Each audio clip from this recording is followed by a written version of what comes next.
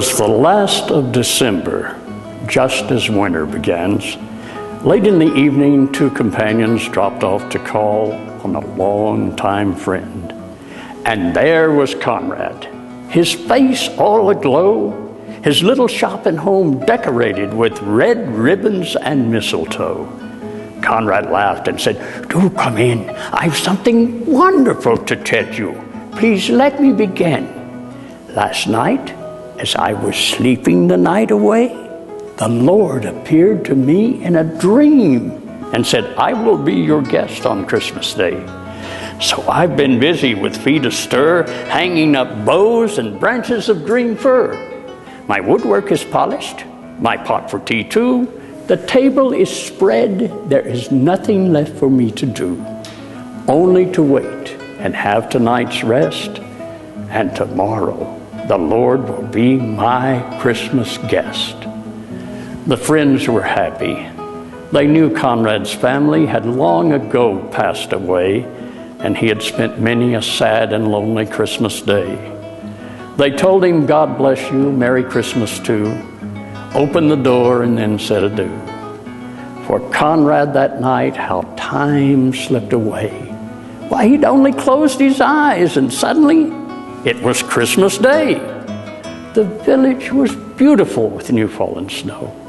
And inside by the fire, it didn't matter if the north wind did blow. He quickly washed and put on his Sunday best and settled down at the table, waiting for his Christmas guest. Was that a knock?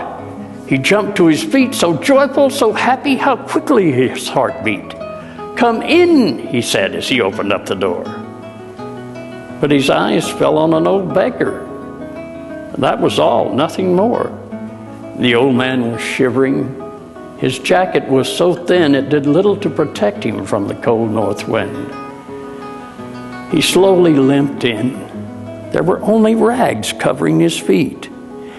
"Here, sir, sit by my fire. I'll get you something to eat. And oh, your feet must be terribly cold. Here, take these boots. They're still good and warm, though battered and old. And this jacket, this one lined with sheep's fur. It doesn't fit me now, but I believe it will you, sir." The man was warmed and his body well fed. He left with a smile, and to Conrad, "A bless you," he said. Conrad thought, well, perhaps the Lord has been delayed. Could it be there are others he will visit this Christmas Day? Then he heard it, a tapping sound. He was to the door in a single bound. He threw it open so wide. There was only a little old lady standing outside. "I'm sorry to disturb you, sir, on this Christmas Day, but I'm terribly hungry. Just a bite of food and I'll be on my way." Well, Conrad had fed the man earlier. Of course, that was not his best, but that was reserved for his special guest.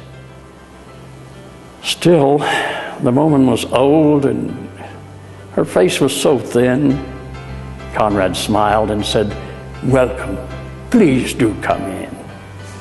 She's tiny, he thought, and surely I have more than enough. So he fed her choice meat and dressing and stuff with a cup of hot tea to add to her cheer.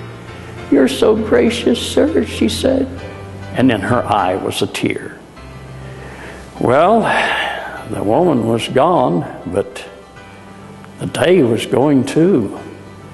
The hours left in this one were only a few. Conrad's heart was heavy, his disappointment was strong. Then a noise in the street, and he knew he'd been wrong. This time, a little girl, a child about 8, frightened and crying outside his front gate.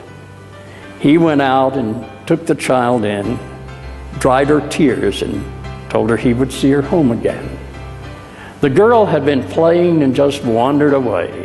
Now she was lost, looking for her family on Christmas Day. He took her by the hand, and through the village they searched until they found her small home next to the town church. With the girl and her family reunited, he made his way home, opened the door, and just stood there alone. The shadows of evening were moving so fast. Christmas had slipped away. This hour had been the last. Conrad was crushed. He lowered his head. "I must have misunderstood you, Lord. In my dream," he said. "But I was so sure I heard you say you would be my guest on Christmas Day." A soft glow brightened the room. A kind, gentle voice shattered the gloom. "Ah, but you see, you and I did meet, for I was the beggar with cold, sore feet. I was the woman with nothing to eat, and I was the child alone in the street. 3 times I knocked. 3 times you bid me come in.